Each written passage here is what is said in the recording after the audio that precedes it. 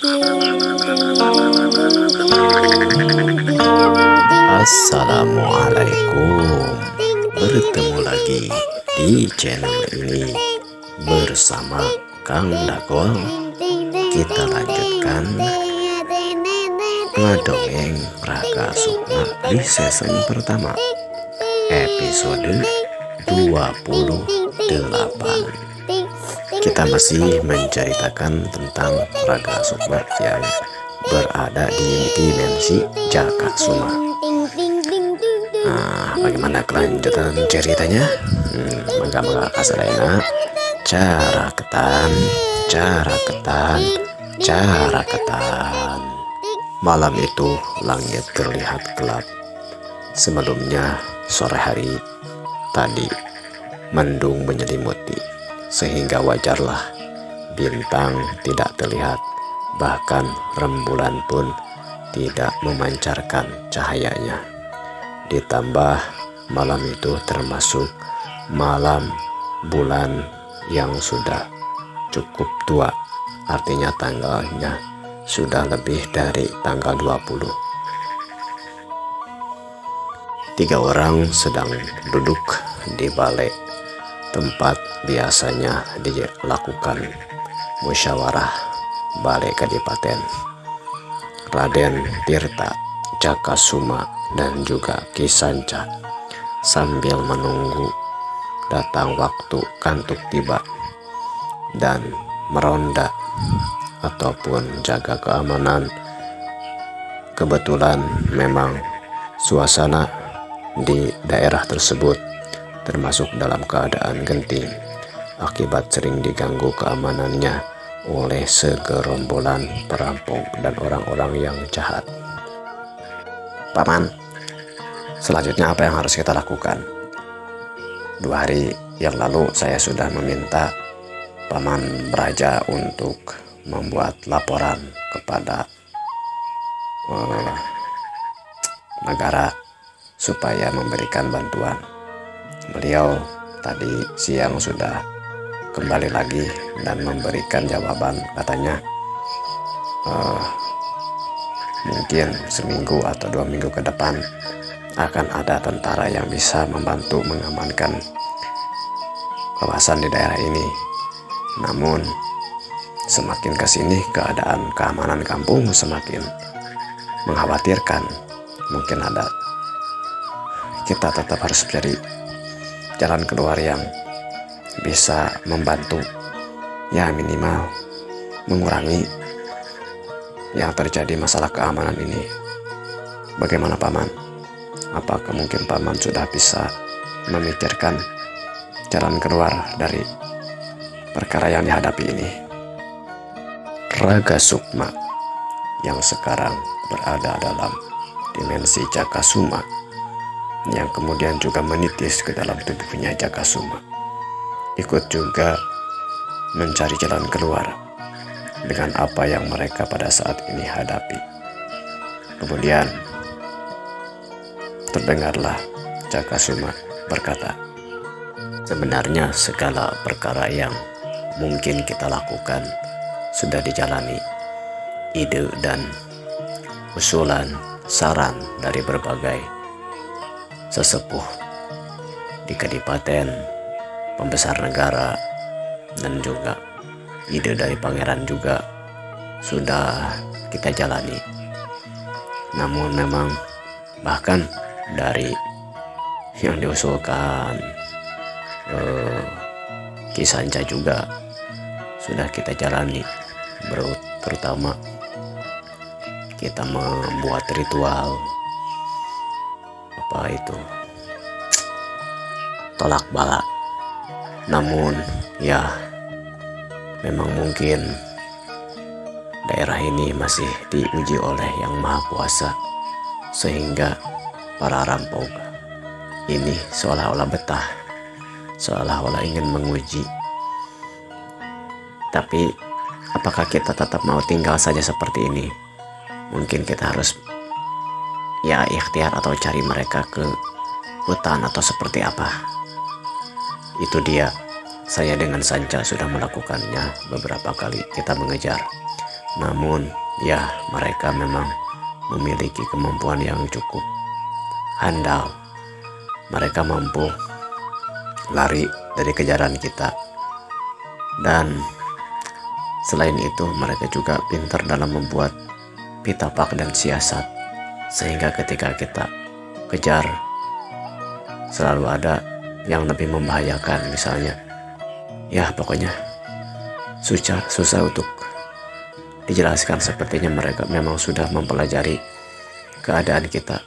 Artinya mereka sudah membodohi kita. Dalam hal ini pun saya merasa kesinggung, karena saya rasa cukup pengalaman untuk menghadapi hal-hal yang seperti ini. Tapi kali ini musuh yang dihadapi sepertinya sudah tahu dengan apa yang kita pikirkan, seperti ada mata-mata atau seperti apa gitu. Atau mungkin mereka sudah kerjasama dengan orang dalam di kampung kita, sehingga selalu saja ada celah bagi mereka untuk menyerang dan mengganggu ketertiban dan keamanan di kampung kita ini.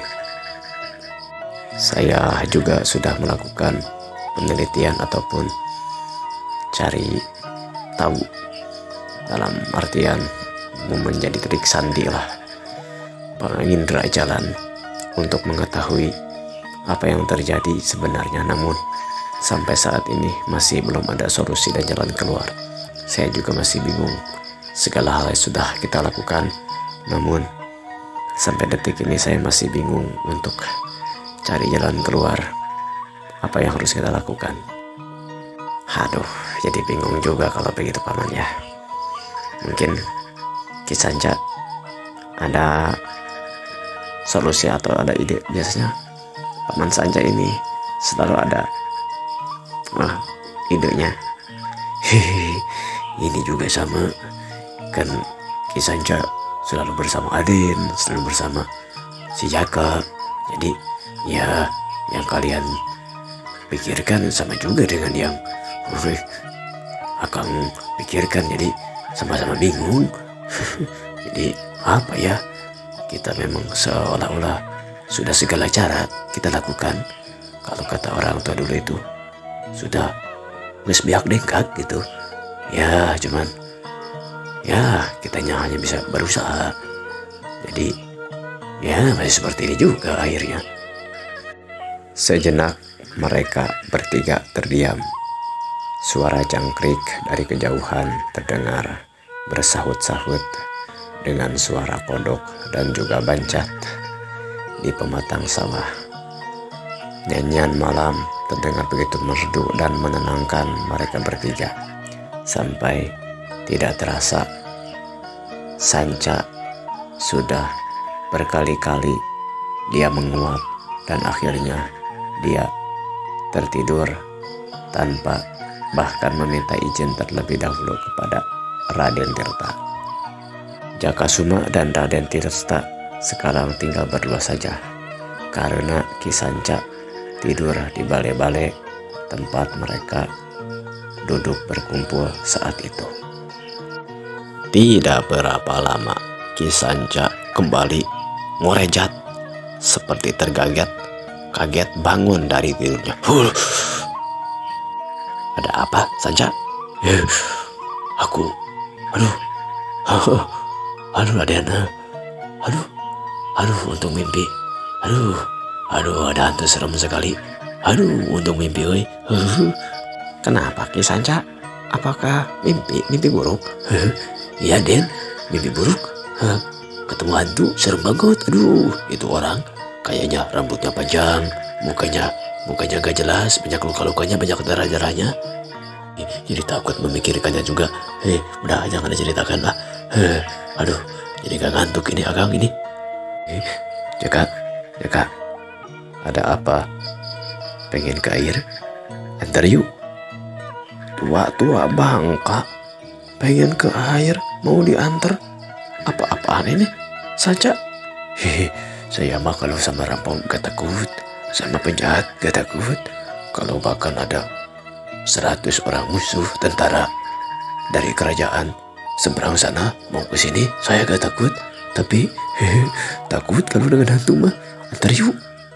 Emang sudah ada orang yang mati dengan hantu? Kamu ini ada-ada saja. Hantu-hantu wae maka kudu takut. Kalau takut mah takut saja. Kamu kan tahu kelemahan saya mah suka takut sama hantu. Ya sudah tuh, kalau kamu mau ke air mah ke air aja biasanya juga. Kamu berdiri di sana. Malu dong sama Aden. Ke belakang yuk antar. Sama juga kan, sekarang juga mau diantar. Malu, kenapa kamu gak malu? Gimana ya? Ayo antar aja yuk. Udah ya. Ya udah tuh Kang, diantar dulu aja. Kamu Sanca, kolot-kolot tua-tua bangka seperti ini sudah punya anak, bahkan sudah mau punya mantu. Kamu mau nikahin anaknya masih takut juga. Hihihi, takut mah tuh takut, bingung. Bukan takut juga sih, saya mah gak berani. Malu kalau di tempat gelap itu. Malu kalhun, malu dengan kalhun. Ada-ada saja ini Kang Sanca. Sama perampok gak takut, sama tentara musuh gak takut, tapi sama hantu bisa takut. Iya memang ini Sanca ada-ada aja. Ya udah tuh, yuk sekalian saya juga mau ke air. Ditinggal dulu tidak apa-apa Den? Wah iya gak apa-apa. Ada yang gak takut tinggal di sini? Kalau takut kita sama-sama bertiga saja. Kita wah nggak apa-apa di sini. Saya tinggal aja. Ya udah, ditinggal dulu tuh Den. Ya nggak apa-apa. Ya Den, sebentar ya Den. Ya silakan. Tidak berapa lama kemudian, Sanca dan Jakasuma kembali lagi dari belakang dan kembali duduk bertiga bersama Raden Tirta. Kemudian Jakasuma berkata, Den, saya jadi kepikiran.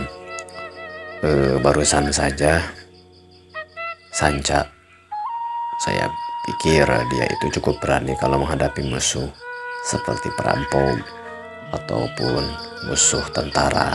Saya terkenal dia, walaupun mungkin ilmu kanuragannya tidak terlalu tinggi, tapi keberaniannya saya sangat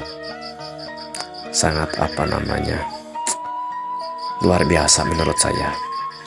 Tapi ketika dia tadi barusan mimpi buruk ketemu hantu katanya, kemudian membangkitkan mungkin rasa takutnya dengan hantu, jadi ada ide nih Dan. Ide apa Kang?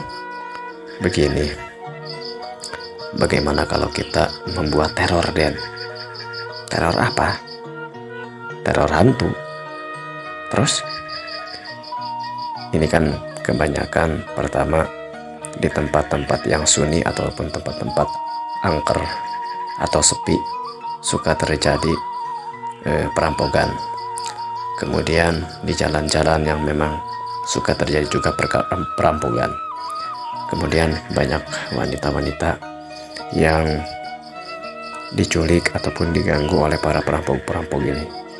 Bagaimana kalau kita membuat teror adanya karuhun di sini ataupun penunggu di kadipaten ini, di kampung sini, yang merasa terganggu dengan orang-orang yang melakukan kejahatan di desa kita. Kita buat sosok itu. Bila perlu saya ataupun Sanca berpura-pura menjadi hantu untuk sementara menakuti warga mungkin. Yang selanjutnya nanti warga ke warga akan sama-sama tata lepek ataupun dari mulut ke mulut mengatakan di kampung ini ada hantu. Nah, kita sambil menjaga keamanan, sambil pura-pura jadi hantu, sambil juga kita cari tahu apakah benar perkiraan saya kalau di sini di kampung kita ini ada mata-mata yang menyampaikan segala informasi kepada para perampok. Saya masih yakin bahwa ada mata-mata yang ikut perampok yang tinggal di desa kita. Jadi seolah-olah kita akan melakukan teror hantu kepada warga kita sendiri, ya secara sepintas kita menakuti diri sendiri ya. Tapi tujuan kita untuk memberikan rasa aman terutama kepada warga, sehingga rampok-rampok tersebut nantinya merasa takut gitu. Ya seperti itu. Bagaimana menurut Raden? Apakah menurut Raden ini bisa jadi solusi ataupun jalan keluar dari permasalahan yang selama ini kita hadapi? Dan tunggu. Kalau menurut saya ini jadi susah cari titik temunya. Kita menakuti warga atau jadi warga jadi makin takut keluar. Warga jadi makin takut keluar rumah, takut untuk itu namanya jaga malam, ikut jaga malam. Bukannya membantu, malah jadi sepi kampung ini dari orang-orang yang ikut ngeronda. Coba, saya masih belum mengerti.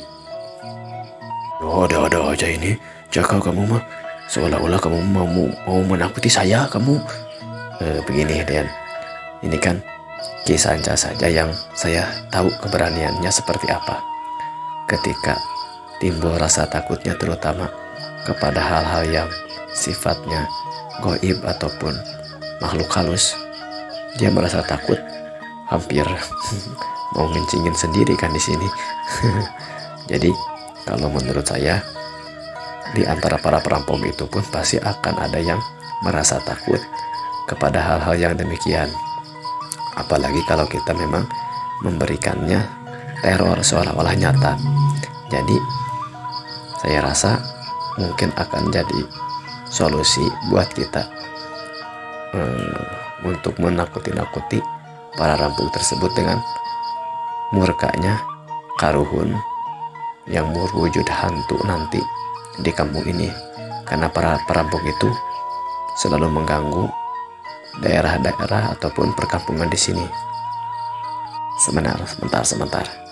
Sepertinya agak memaksakan, tapi dipikir-pikir kalau dicoba juga gak jadi masalah sih. Boleh-boleh juga. Kapan mau mulai?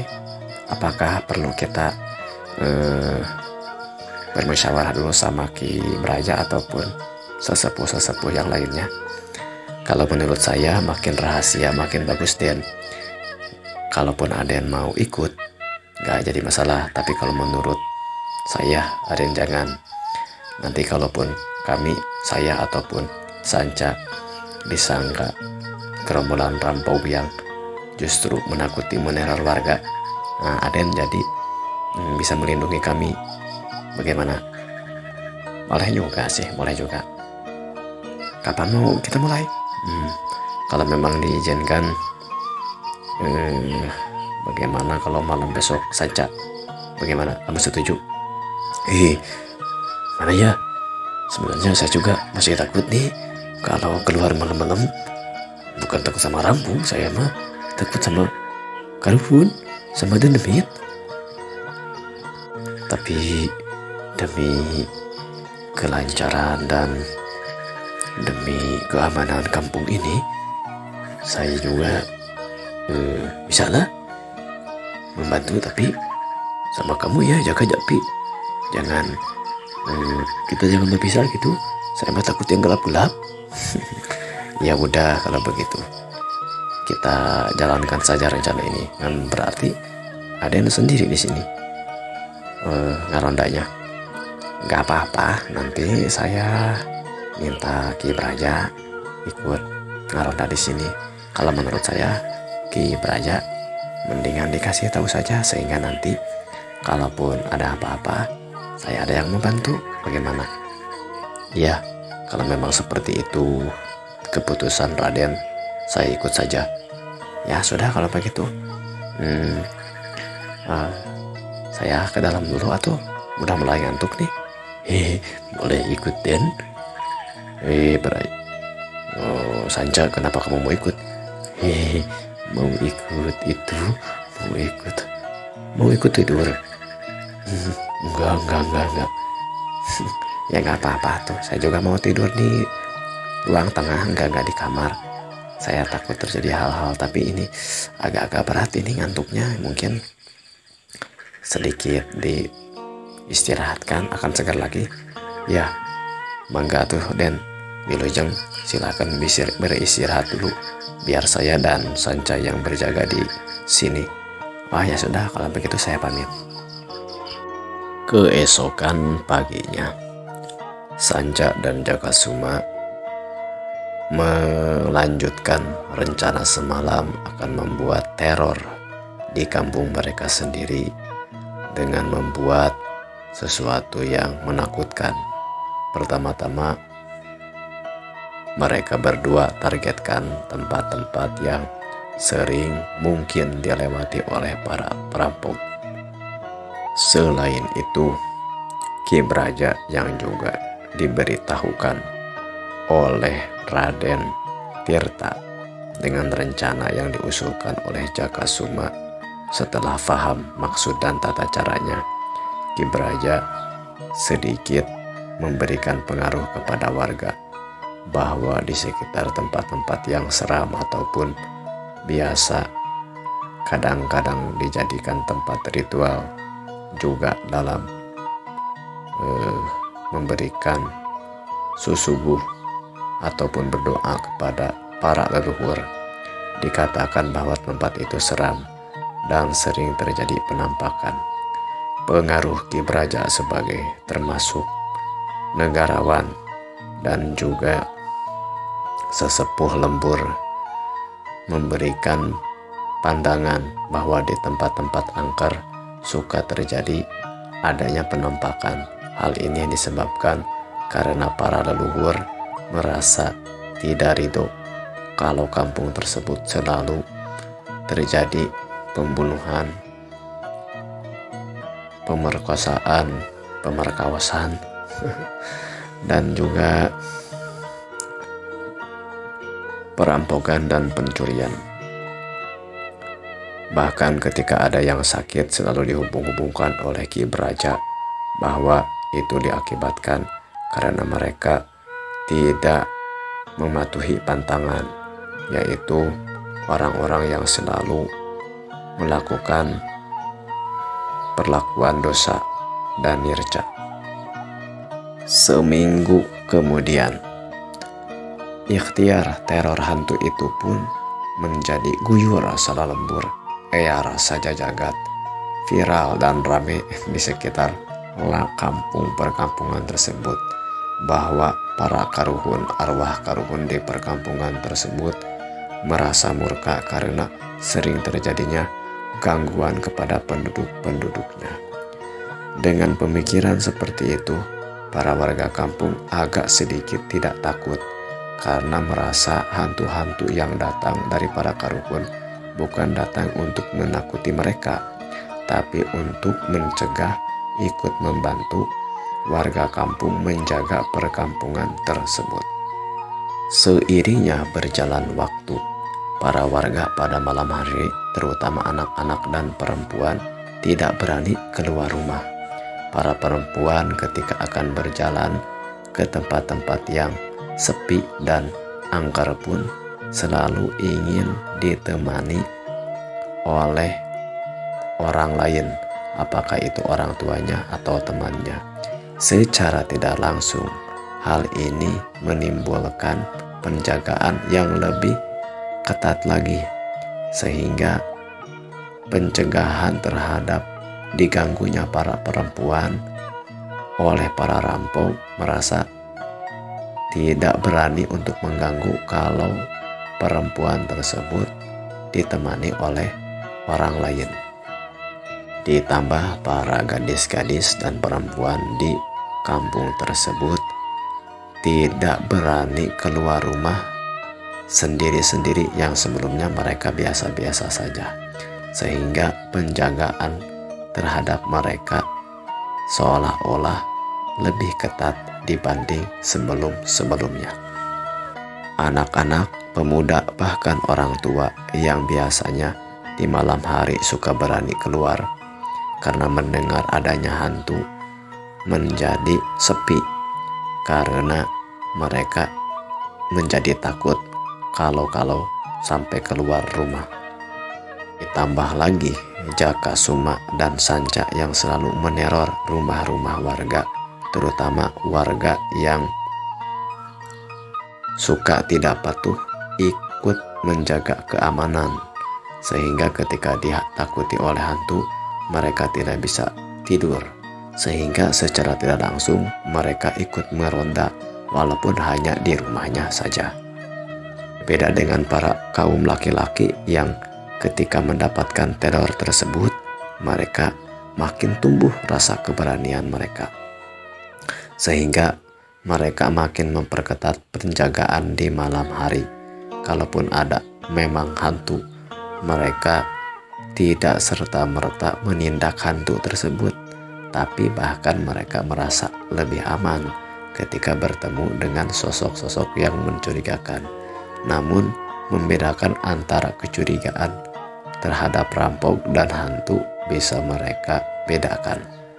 Teror hantu pun menyebar ke seluruh perkampungan sampai terdengar oleh para perampok. Para perampok yang semula merasa tidak takut dan justru merasa diuntungkan karena teror hantu tersebut, merasa bahagia dan semakin intens dalam melakukan penjagaan. Di lain pihak, Jaka Suma dan juga Sanca setelah ngobrol dengan Ki Braja dan juga Raden Tirta, kemudian berinisiatif untuk menyebarkan bahwa teror hantu tersebut bukanlah hantu sebenarnya, dan meminta seluruh warga, namun tidak seluruh warga ikut serta, beberapa warga untuk sama-sama membantu membuat teror hantu tersebut.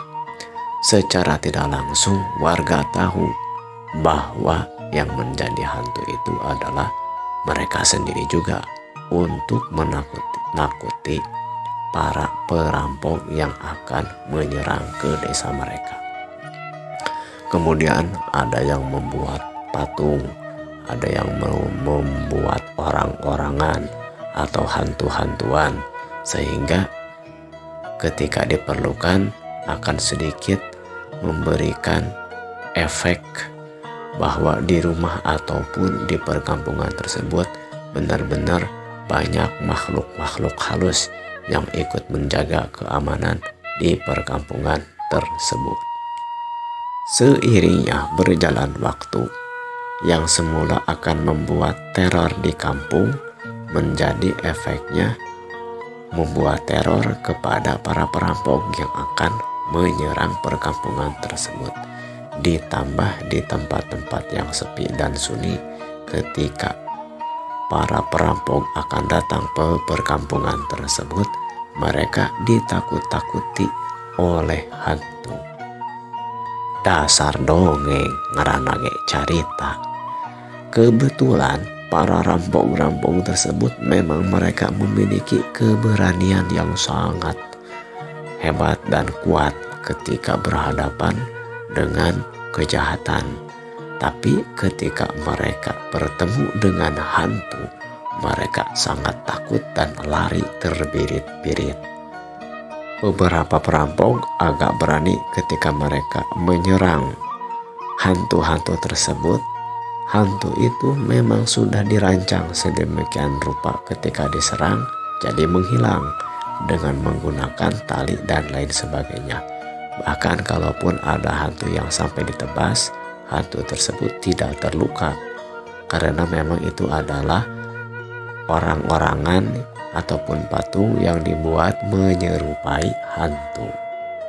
Dengan strategi seperti itu, para warga menjadi lebih bersemangat dalam menjaga perkampungan mereka, karena mereka selain menjaga perkampungan dari rampok, mereka pun seolah-olah seperti punya permainan untuk mengerjai para perampok tersebut.